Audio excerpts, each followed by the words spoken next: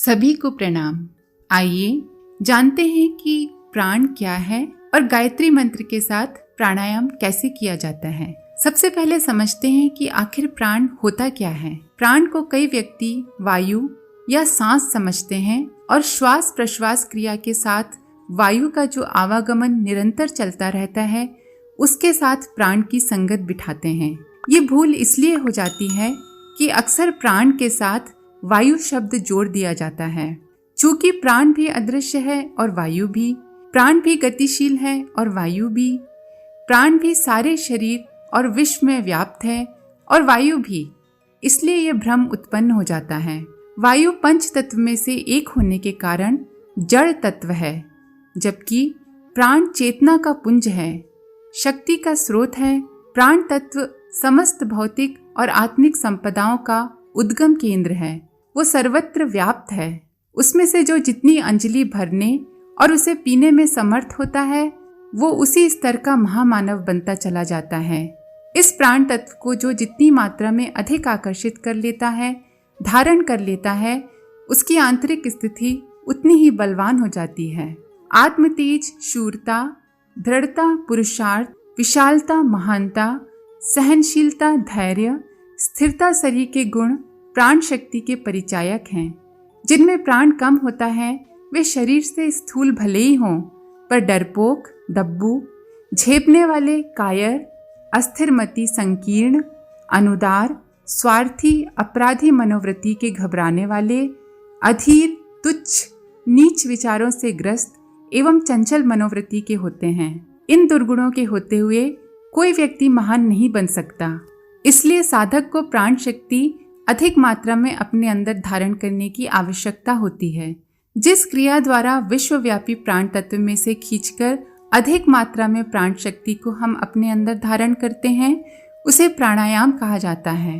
प्राणायाम के समय मेरुदंड को विशेष रूप से सावधान होकर सीधा कर लीजिए, क्योंकि मेरुदंड में स्थित ईड़ा, पिंगला और सुषुम्ना नाड़ियों द्वारा प्राण शक्ति का आवागमन होता है। और यदि रीढ़ टेढ़ी झुकी रहे तो मूलाधार में स्थित कुंडलिनी तक प्राण की धारा निर्बाध गति से नहीं पहुंच सकेगी, अतः प्राणायाम का वास्तविक लाभ नहीं मिल सकेगा। प्राणायाम के 4 भाग हैं: पूरक, अंतरकुंभक, रेचक और बाह्य कुंभक। वायु को भीतर खींचने का नाम पूरक है, वायु को भीतर रोके रहने का नाम अंतरकुंभक है, वायु को बाहर निकालने का नाम रेचक है और फिर वायु को बाहर रोके रहने का नाम बाह्य कुंभक है। गायत्री मंत्र के साथ प्राणायाम कैसे किया जाता है, आइए जानते हैं। सबसे पहले किसी खुले स्थान पर या ऐसा कोई स्थान जहां से शुद्ध वायु मिल सके, जैसे घर की छत, बालकनी इत्यादि में शांत चित्त से बैठिए। मुख को बंद कर लीजिए, नेत्रों को बंद या अध खुले रखिए। अब श्वास को धीरे धीरे नासिका द्वारा भीतर खींचना आरंभ कीजिए और ओम भूर्भुवः स्वहा इस मंत्र भाग का मन ही मन उच्चारण करिए।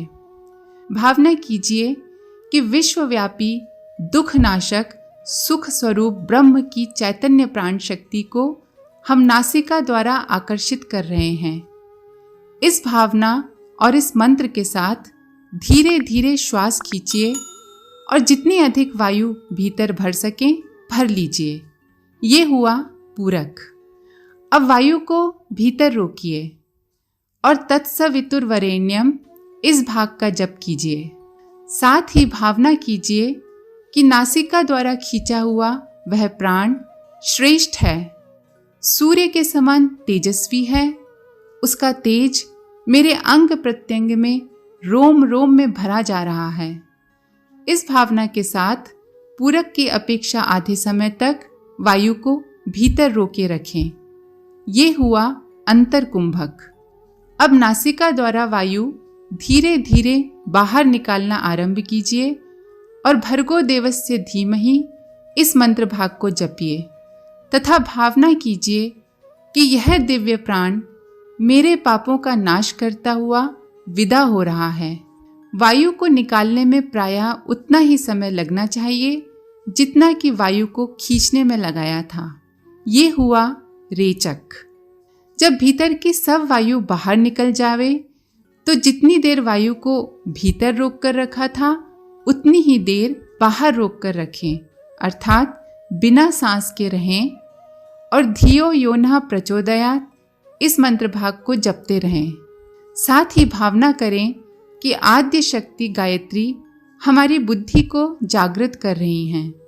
ये हुआ बाह्य कुंभक।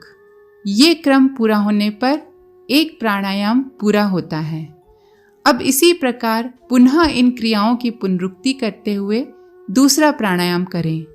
संध्या वंदन करते समय ये प्राणायाम 5 बार करना चाहिए, जिससे शरीर में स्थित प्राण, अपान, व्यान, समान, उदान नामक 5 प्राणों का व्यायाम, प्रस्फुरण और परिमार्जन हो जाता है।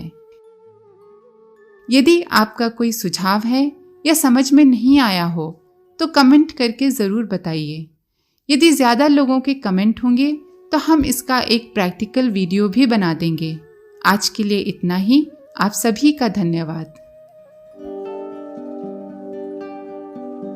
हमारे YouTube चैनल को सब्सक्राइब करें और बेल आइकन को दबाकर ऑल पर क्लिक करें ताकि नोटिफिकेशंस आपको मिलती रहें।